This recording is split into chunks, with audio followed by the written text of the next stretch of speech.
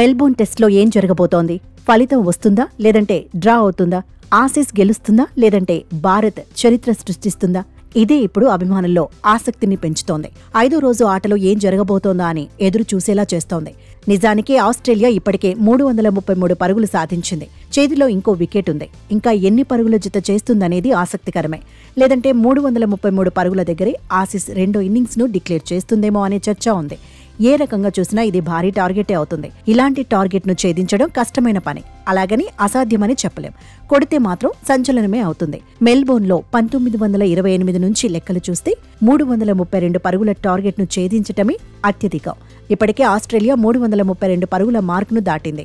Psychological గాను కంగారులకు ఇది Boost ఇచ్చే మ్యాటరే. మెల్బోర్న్లో రెండో అత్యధిక ఛేదన 298 పరుగులు, అది కూడా అప్పుడెప్పుడో 1985లో. మూడో అత్యధిక ఛేదన 297 పరుగులు.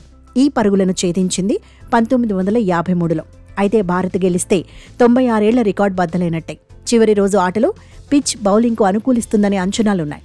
అదే జరిగితే ఆసీస్ బౌలర్లు కమిన్స్, స్టార్క్, బొలాండ్, లియాన్ను ఎదుర్కోవడం రోహిత్ సేనకు సవాలే. పిచ్ కఠినంగా ఉంటే డ్రా కోసం ప్రయత్నించడమే ఉత్తమం అనే వాదన ఉంది. ఒకవేళ అగ్రెసివ్గా ఆడి టీమిండియాకు శుభారంభం దక్కితే మాత్రం రోహిత్ సేనను ఆపడం కష్టమే. అప్పుడు చరిత్రలో నిలిచిపోయే విజయం భారత్ సొంతమవుతుంది. 5వ రోజు ఆటలో టీమిండియా అప్రోచ్ ఎలా ఉంటుందన్నది కీలకమే. డ్రా కోసమే ఆడతారా, గెలుపు కోసం దూకుడు చూపిస్తారా అనేది టాకింగ్ పాయింట్గా మారింది. భారత జట్టులో కుర్రాళ్లు అగ్రెసివ్గానే ఆడుతున్నారు. హెడ్ కోచ్ గంభీర్ కూడా అగ్రెసివ్ మైండ్ సెట్ ఉన్నోడే. కెప్టెన్ రోహిత్ కూడా దూకుడుకు కేర్ ఆఫే. కాకపోతే హిట్ మ్యాన్ ఇప్పుడు ఫామ్లో లేడు. ఓపెనర్గా కనుక రోహిత్ కరెక్ట్ టైంలో కొడితే ఆసీస్కు టెన్షన్ తప్పదు. బ్యాడ్ టైం నుంచి బయటపడితే వైట్ బాల్ ఫార్మాట్ తరహాలోనే హిట్ మ్యాన్ ఆడే అవకాశం ఉంటుంది. యశస్వి జైస్వాల్ ఫామ్ అడ్వాంటేజ్ అవుతుంది. కోహ్లీ, రాహుల్ కూడా చెలరేగితే సంచలన ఫలితాన్ని చూసే అవకాశం ఉంటుంది. పంత్, నితీష్ కుమార్ రెడ్డి, రవీంద్ర జడేజా, వాషింగ్టన్ సుందర్ ఇలా అందరూ సమిష్టిగా రాణిస్తే మెల్బోర్న్లో టీమిండియా ఎప్పటికీ చెరగని సంతకం చేసినట్టవుతుంది.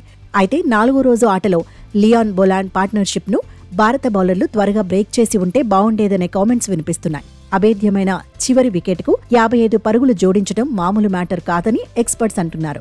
ఇద్దరూ కలిసి 110 బంతులు ఎదుర్కొన్నారని గుర్తు చేస్తున్నారు. మొత్తంగా 5వ రోజు ఆటపై క్రికెట్ ప్రపంచం ఫోకస్ చేయబోతోంది. బాక్సింగ్ డే టెస్ట్లో ఎవరికి పంచి పడుతుందన్న ఆసక్తి అభిమానుల్లో అంతకంతకు పెరుగుతోంది.